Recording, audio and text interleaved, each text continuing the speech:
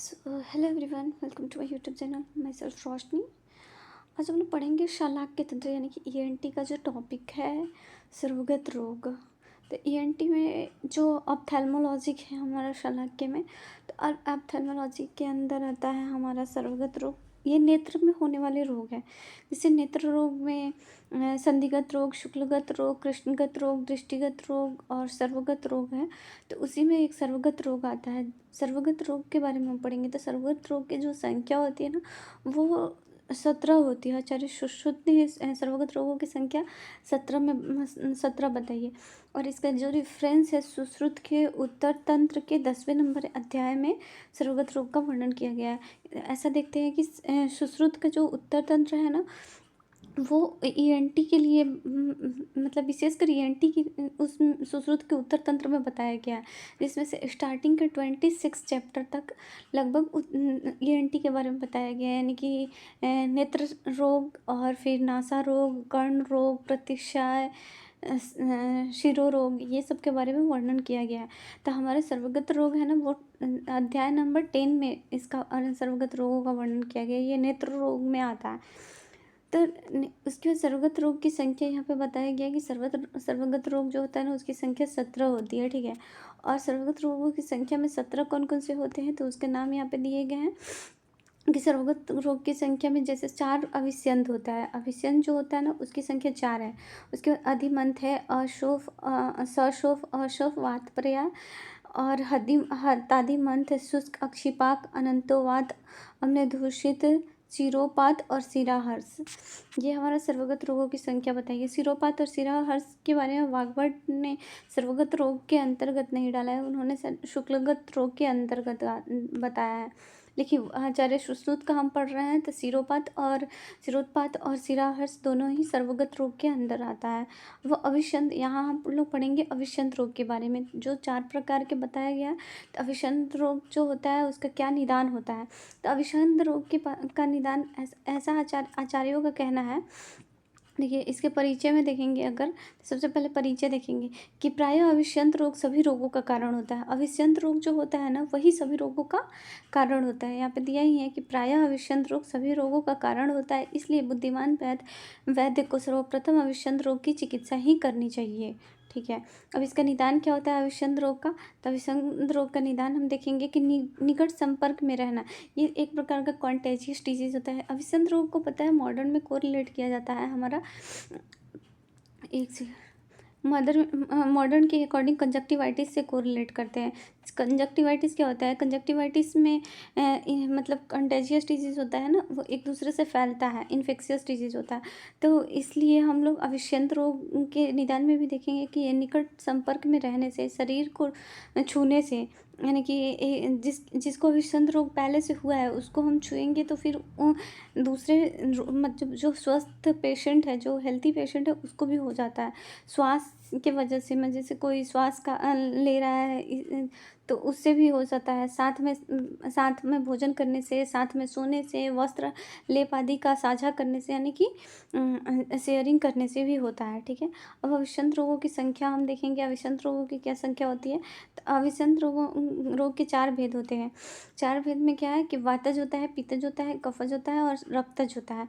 अब सबसे पहले हम देखेंगे वातज में क्या लक्षण होता है। तो वातज का लक्षण में देखेंगे तोद होगा, यानी कि दर्द, स्तंभन होता है, रोमहर्ष होता है, नेत्र शुष्क, मतलब जो नेत्र होता है ना, वो शुष्क हो जाता है, यानी कि ड्राई आई। सिर में पीड़ा होगा, यानी कि हेडेक, पारुष्य यानी कि ड्राइनेस और संघर्ष और शिशिर अश्रुता का मतलब है कि आंसू जो आएंगे ना, वो ठंडे आंसू होंगे। तो आंसू का यहाँ पे वीर्य बताया गया कि ठंडे आंसू होंगे। अब इसमें हम चिकित्सा क्या करेंगे। तो चिकित्सा में सबसे पहले हम पुराना घृत से स्नेहन करेंगे। क्या करेंगे चिकित्सा में ये सारे अगर लक्षण दिख रहे हैं तो हम समझ जाएंगे कि वातज अभिष्यंत है।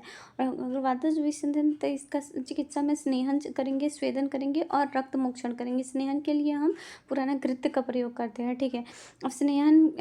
अब उसके बाद अगर दूसरे तरीके से देखें तो स्नेहन करेंगे, फिर विरेचन देंगे, फिर बस्ती का प्रयोग करते हैं। और इसमें ना तर्पण, धूमपान, तर्पण, धूमपान, नस्य परिसेचन, अशुचोतन और पुटपाकी, ये सारे प्रोसेस भी हम करवाते हैं वातज विशंद में। तो अब तर्पण के लिए हम क्या यूज़ करते हैं, तो तर्पण के लिए यहाँ इम्पोर्टेंट है चतुर्स्नेह। चतुर्स्नेह यानी कि क्या होता है कि घृत, तेल, वसा, मज्जा। चतुर्स्नेह में 4 चीज़ें होता है, घृत, तेल और वसा, मज्जा। घृत, तेल, वसा और मज्जा, ये 4 चीज़ों को उनको कहा जाता है चतुर्स्नेह। अब चतुर्स्नेह में यहाँ पे एक्सेप्शन दिया हुआ है कि जो तेल होता है ना, उस तेल को हम यूज़ नहीं करते हैं। चतुर्स्नेह तो यूज़ करेंगे लेकिन उसमें से तेल का यूज़ नहीं करेंगे। तो चतुर्स्नेह को वातनाशक द्रव्यों से के क्वाद से सिद्ध कर लेंगे। सबसे पहले वातनाशक द्रव्य लेंगे, उससे हम चतुर्स्नेह को सिद्ध करेंगे, तब उसका तर्पण करते हैं। तर्पण में क्या करते हैं, नेत्र गोलक जो होता है ना, उस पे हम या तो उड़द के आटे से, या फिर अभी तो उसके लिए इंस्ट्रूमेंट आता है तो उसका यूज़ करते हैं। तो उड़द के आटे से चारों तरफ से घेर लेते हैं, घी को गर्म करके, और फिर उसमें डाल के रखते हैं, लगभग 25 से 30 मिनट तक रखते हैं और फिर निकाल देते हैं। तो उसको ही हम तर्पण कहते हैं। तो यहाँ पे तर्पण करते हैं चतुर्स्नेह को वातनाशक द्रव्यों से सिद्ध करके। पुटपाक और नस्य और धूमपान के लिए स्नेहिक नस्य करते हैं, स्नेहिक धूमपान करते हैं। और उसके बाद अश्चोतन और परिषेक कैसे करते हैं, तो अर्धोदक से, अर्धोदक दुग्ध से। अर्धोदक दुग्ध मतलब होता है कि दूध और उसमें आधा पानी, यानी कि सुखोष्ण दुग्ध के साथ पानी में सुखोष्ण दूध मिला लेंगे तो उसको हम कहते हैं। पित्तज विषंद की बात करेंगे। पित्तज विषंद में क्या क्या लक्षण देखने को मिलता है, तो दाह होगा। पित्त जहाँ भी आएगा वहाँ दाह होगा ही, इसलिए दाह होगा, पाक होगा। शिशिर अभिनंदा, अभी हम लोग क्या पढ़े थे, तो शिशिर अश्रु, मतलब वातज विषंद होगा तो आँख से आंसू आएगा, वो होगा हमारा शीत, मतलब ठंडा। और यहाँ शिशिर अभिनंदा, शिशिर अभिनंदा मतलब कि उसको ठंडी चीज़ों की इच्छा होगी। धुमायन, धुमायन मीन्स होता है कि उसको धुएं निकल रहा है ऐसा प्रतीत होता है।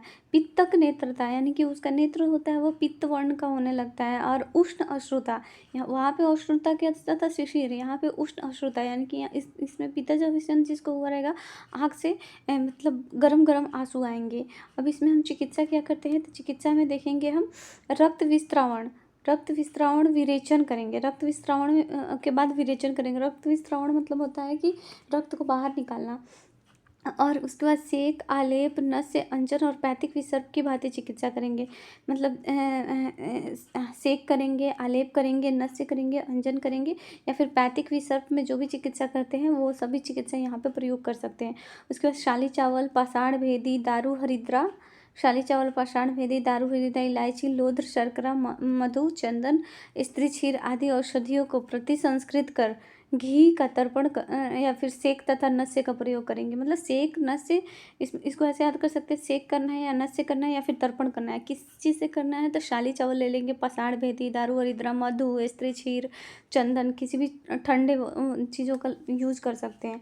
अब अंजन किस चीज़ से करेंगे, तो पलास मूल या फिर पुष्प। पलास जो होता है उसके मूल लेंगे या फिर पुष्प लेंगे, उसमें हम शल्लकी स्वरस मिलाएंगे और उससे मधु और शर्करा मिला के हम अंजन का प्रयोग करेंगे। अश्चोतन कैसे करेंगे, तो केवल कायफल को चूर्ण वस्त्र में पोटली बनाकर जल में भिगोकर, जो कायफल होता है ना उसके चूर्ण लेंगे, उसके चूर्ण को वस्त्र में डालेंगे, वस्त्र में डालकर पोटली बना लेंगे, फिर उसको जल में भिगोकर और नेत्र पर अश्चोतन करेंगे। ठीक है।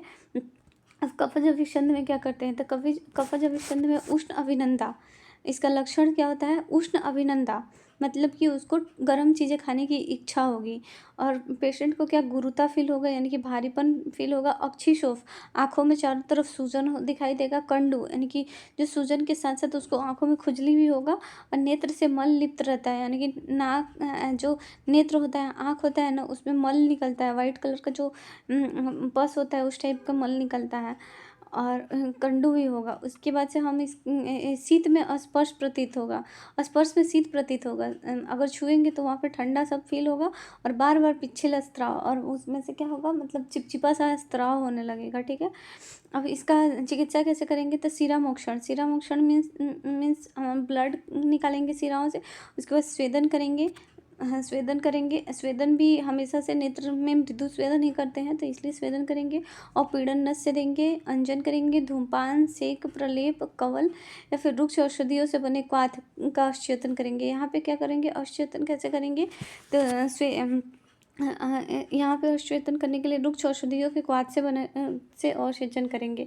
और 3-3 दिन के अंतर पर प्रातःकाल कुष्ठ अधिकार रोग तिक्त घृत का पान करना चाहिए। अब 3-3 दिन पर क्या करेंगे, 3-3 दिन के 3 दिन करेंगे, फिर 3 दिन के अंतर पे प्रातःकाल उठेंगे और कुष्ठ अधिकारोक्त तिक्त घृत का पान कराएंगे। सीधी सी बात, कुष्ठाधिकार को याद करने की जरूरत नहीं है। 3-3 दिन पर प्रातःकाल उठ के तिक्त घृत का हम पान कराएंगे। कफनाशक अन्न व पान का सेवन करेंगे। कफनाशक अन्न या पान का सेवन करेंगे और पतूर, पीलू, अर्घ, कैथ से स्वेदन करेंगे। ये सभी औषधि द्रव्यों को लेके स्वेदन करेंगे। और नेत्र बला, सौंठ, सूर्यकाष्ठ, देवदारू को कुट लेप करेंगे। इन सभी नेत्र बला, सौंठ ये सब उष्ण लगभग होता है, तो इसका हम लेप करेंगे। और हरिद्रा एवं यष्टि मधु को जल में पीस कर वर्ती बनाकर अंजन करेंगे। इन सभी का जल में पीस कर वर्ती बनाएंगे, वर्ती बना के फिर अंजन करेंगे। अब रक्तज का क्या है, तो रक्तज में देखेंगे कि ताम्र अश्रु था। इसमें अश्रु का वर्ण बताया गया है। अभी तक हम अश्रु का क्या देख रहे थे, वीर्य देख रहे थे कि गर्म आंसू चाहे ठंडा आंसू। यहाँ पे ताम्र अश्रु था, यानी कि वो आँखों से आंसू जो होगा ना वो ताम्र वर्ण का होगा। आँख पूरा लाल दिखाई देगा। चारों ओर से नेत्र में लाल रंग की सिराएं दिखाई देगी। ये सारे हमारा रक्तज अभिषंत का लक्षण होता है। उसके बाद चिकित्सा इसका कैसे करेंगे, तो पूर्व रूप में तीक्ष्ण गंडूस, पहले हम तीक्ष्ण गंडूस करेंगे, तीक्ष्ण नस्य करेंगे, फिर उपवास कराएंगे। वातज में निषेध रहेगा। ये सारे उपवास सब जो होता है ना, वातज अभिषंत में निषेध रहता है। सभी प्रकार के अभिषंध में ये कॉमन अभिषंध का चिकित्सा बता रहा है कि सभी प्रकार के अभिषंध में दाह, कीचड़, लालिमा, आंसू आना, सूजन की शांति में कराने के लिए विडालक का प्रयोग करते हैं। विडालक के लिए हम तेजपत्र, एला, मरीच, स्वर्णगैरिक, मुलेठी, तगर, चंदन और सेंधव का प्रयोग करते हैं। ये सब विडालक के लिए हम यूज करते हैं। और नेत्र में अगर शूलहर चिकित्सा करना है, मतलब नेत्र में सूजन हो गया है, शूल हो रहा है, तो फिर उसमें हम चिकित्सा कैसे करेंगे, तो अत्यधिक पीड़ा होने पर नेत्र के चारों ओर मृदु स्वेदन करेंगे।